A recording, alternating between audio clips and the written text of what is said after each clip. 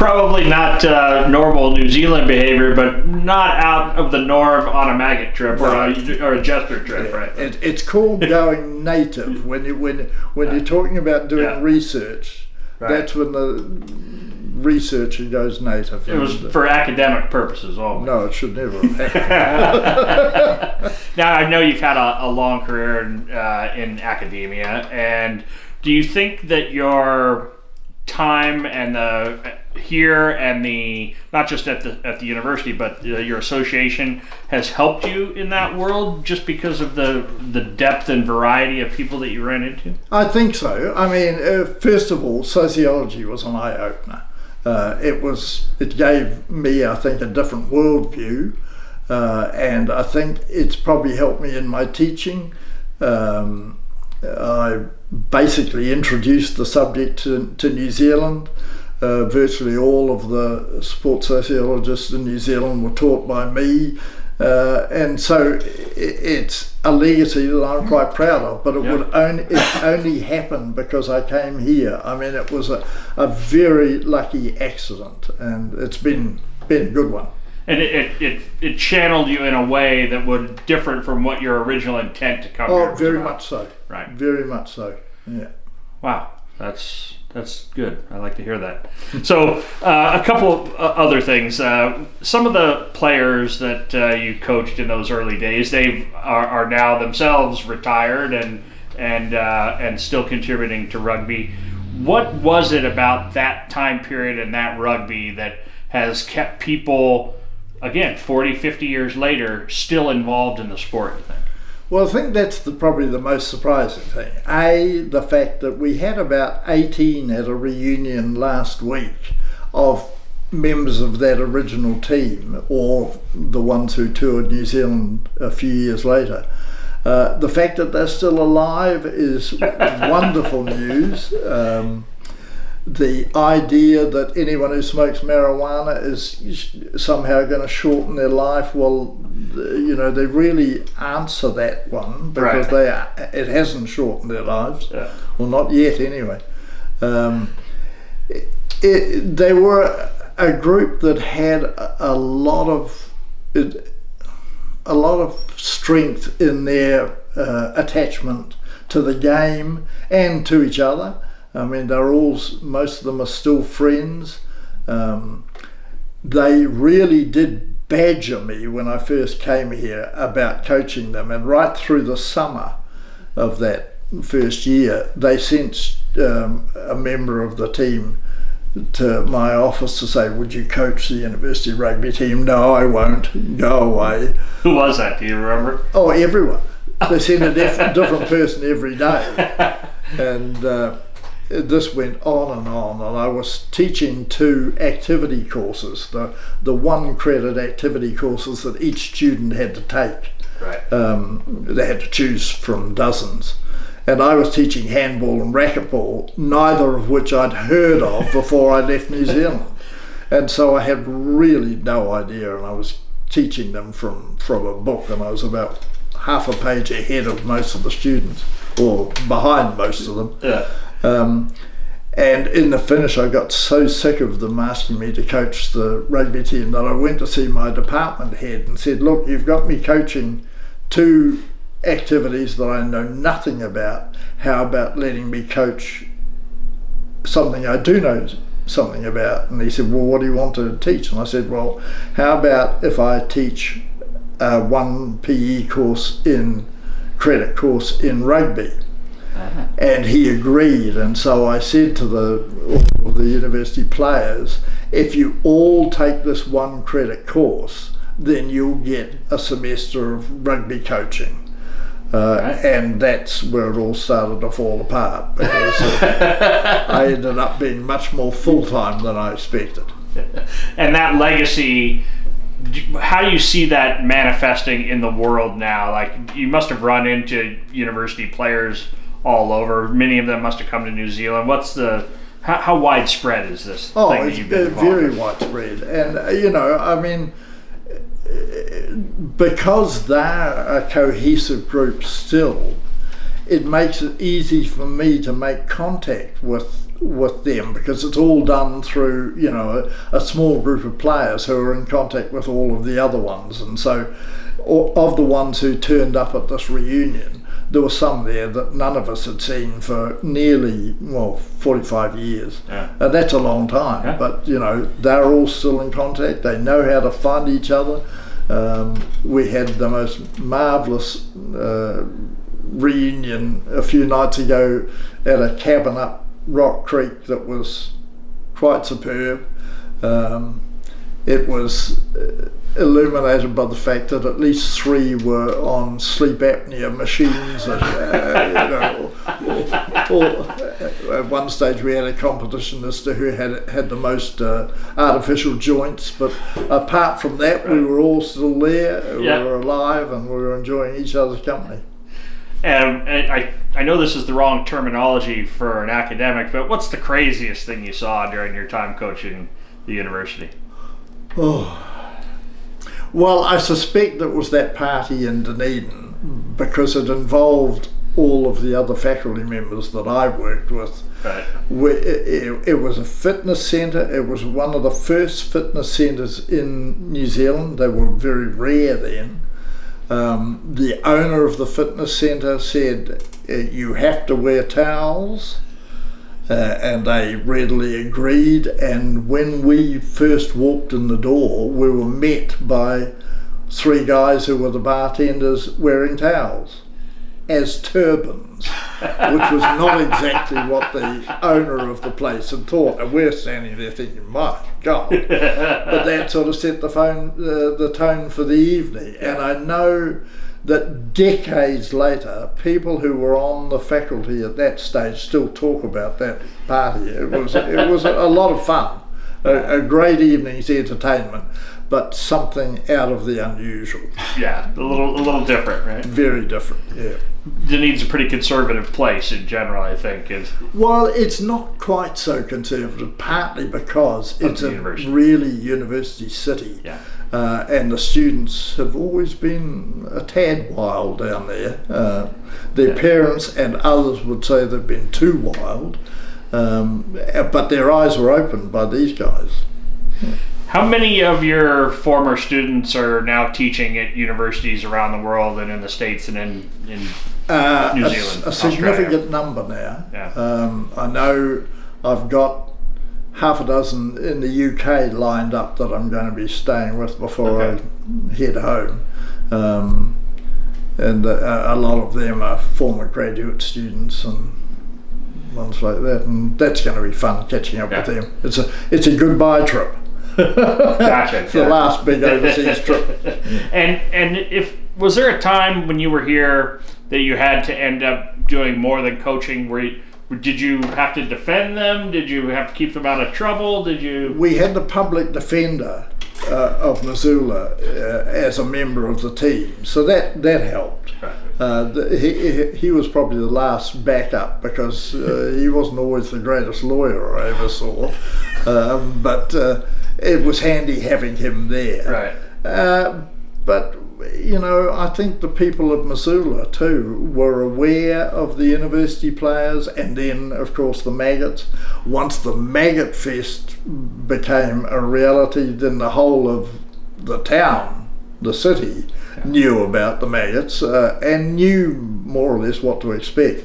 So I think the Maggotfest today probably is a time of interest for the locals. But at least they know about it and they're warned, and if they don't like it, they'll stay away. Right. Yeah. Right. These are just some questions that you don't have to answer, but who's the best rugby player you ever saw at the university? Oh, here? Yeah. Oh, that's a difficult one. I know when I was here, I often thought that if certain players had been born in New Zealand, they would have had a chance to play rugby at the highest levels. One was the rangy number 8 by the name of Cousins, who was an outstanding athlete and I think could have made it at home. We had a prop who, once he learnt how to control his aggression on the field. He's a former rugby player, football player. Became a very good rugby player, and I think he could have made it at home too. It's so hard to tell. That was Jim Goodall. Okay. Jim Goodall, Goody Two Shoes, Two Boots, Boots is his nickname now. Yeah. The genesis of it. Yeah. We had a flying winger who became a Marine, Art Corcoran, who I could never pronounce his name. Everyone said, who's Art? Art. If I roll my R's, Southlanders from New Zealand can pronounce his name right because they roll their R's, but no one else in the country does. So. Got that southern accent, right? Yeah. And he was a flyer, so I think he could have made it too. And a number of others, how can you tell? We had good players throughout the team, and a lot of them are still going. One played his final game 2 days ago. Right. And, at the age of 71, still playing contact rugby. The idea just frightens me. But, absolutely. And on that same vein of rememberable people, who's the character that sticks out in your mind of, maybe not the greatest rugby player, but the greatest character that you ran into during this time? Well, there was a flanker by the name of Jimmy Beck, and Jimmy Beck actually was a very good rugby player as well. But my God, he was a deviant little bugger. He did very different things, like at a student party in Dunedin, he climbed up on the roof and defecated down the chimney and the fire was going. I've never seen one single act empty out a student party so quickly. How do you even think of that? Only Jimmy would be able to answer that one. Jimmy was a shocker, but he was a good rugby player too. Yeah. That's good. When you leave here, you're going to the UK, you said? Going to Europe first. I taught summer school in Hungary, of all places. Okay. And I've got almost a second family in southern Hungary. And I'll catch up with them for a month, and then I'm going to the UK to catch up with former colleagues and students. And from that time. Yeah. And in your work in sociology, I know you've taught a lot of the people that are teaching now in New Zealand. What's changed in the way you approached this thesis, these people, and the way people that are doing academic work interact with their subjects? Probably not a great deal. I think, we call it different names now. It was focusing on what was called participant observation in my day. Autoethnography probably comes closer nowadays, and it's a respected field and a good way of looking in depth at a particular topic, and autoethnographers now would probably do a similar or take a similar approach to what I did. So okay. And did you have that in mind when you said you would coach, or did that come later? No, that came later. Okay. Yeah, it was only, as I say, when I realised the contradiction between what I was trying to look at and what was actually happening, that I realised that it was a better way of approaching it. Yeah. And looking back now from that time, do you see a difference in how people approach rugby, or is it generally about the same kind of people that were playing then that are playing now here? I'm not sure about that. Having watched a number of games over the weekend, over the fest, there are some outstanding rugby players. There's no question about that.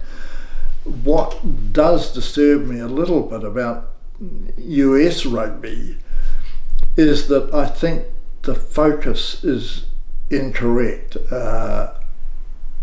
Having professional players who are paid a lot, to me, is putting the money into the game at the wrong level. Where I think the money should be going is into high school rugby, and if you look at Montana, that's exactly where the money, or a lot of the development, is going right now, to girls and boys in primary and secondary school learning the game at a much younger age than any of the 73 team did, which will give them a chance of developing into very good players. Putting the money into the top level and hiring players from overseas who are well past their best doesn't do anything, I don't think, to develop US rugby. And the evidence that it's not working is the fact that the US hasn't qualified for this World Cup, whereas for the last umpteen years they have qualified. So I think they need to rethink their approach to the game. Is there, I'm in 100% agreement there. Is there something that is just rugby specific that you remember about this place, just the rugby itself? Oh, well, I mean, most of my memories are around the rugby, and most of them are good memories. Not all, as I say, some of them frightened me to start off with. There are two other stories I should tell you. Yes, tell me. My nickname when I first came here was Koala, and nothing I could say would persuade them that koala wasn't a New Zealand animal. And I remember arriving one day to my office and finding a poster on the door about a koala that had run amok in a village in the North Island and killed 17 inhabitants. And I mean, all sorts of ridiculous things like that. The other thing that really upset me was when they decided to name a trophy, apparently in my honour, and it was called the Tubby Thomson with a P, which I don't have in my name, the Tubby Thompson Memorial Trophy.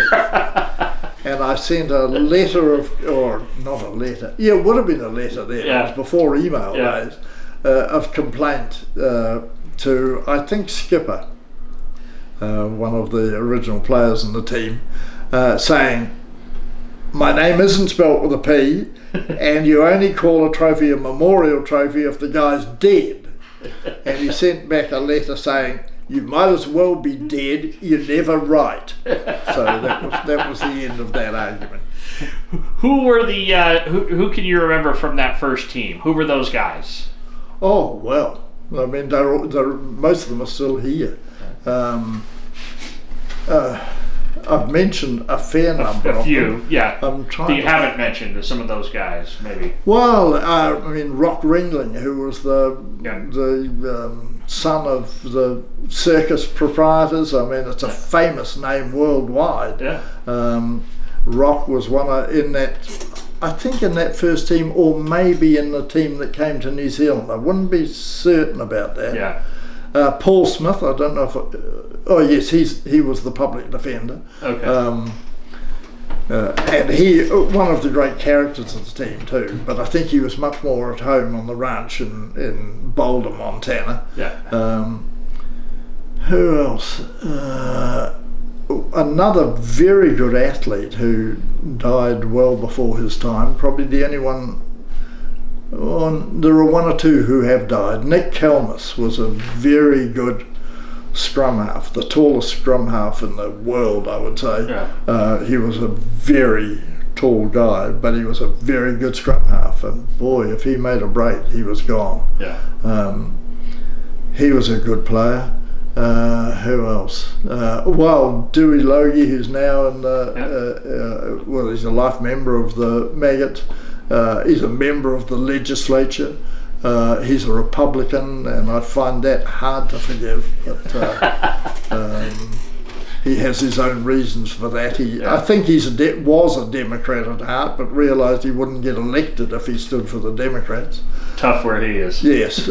Sweetie Bill Darling. Fancy calling Bill Darling Sweetie.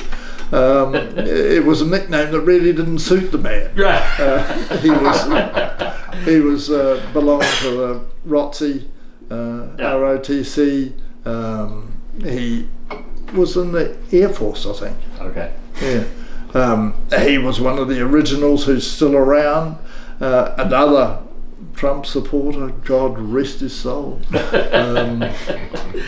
Most of them tended to be, what's the word? Well, you wouldn't expect players like that to be conservative, but like everyone, right, me included probably, we tend to get a bit more conservative as we grow older. The best way to do that, who knows? No one has the right or wrong answers, so I'm a bit unsure on that. But they're all still around, and as I say, apart from the very few, Don Stewart was another who died before his time. We had a showboater by the nickname of Hollywood. Again, a very good nickname for a very likeable guy, but he was quite a spectacular player at his best. Lee Dilly, Mr. Natural. I mean, some of the nicknames were. Why are you Tubby? Well, that's something I also object to, because I wasn't Tubby when I was here. I suppose I'd put on a bit of weight by the time they toured in 1978. But I mean, to call me that beforehand, I thought, if you look at the original photos of me, I am not Tubby, and I object to it. But it's like anything else, the more you object, the less chance you've got of winning the argument. 100%. So it's better to ignore it. Yeah, ignore it, and maybe it'll go away, hopefully, right? It never has. Yeah. Anything else that you'd like to tell us about that I haven't covered? I think that's probably most of it. I know when I first came, not first, but when I came back from Edmonton, I used to try and come down here every break that I had to have, so I could have more contact with the team. And I actually did play for the Maggots in their first year of existence. Okay. I know we went to the Calgary Stampede to take part in the seven-a-side.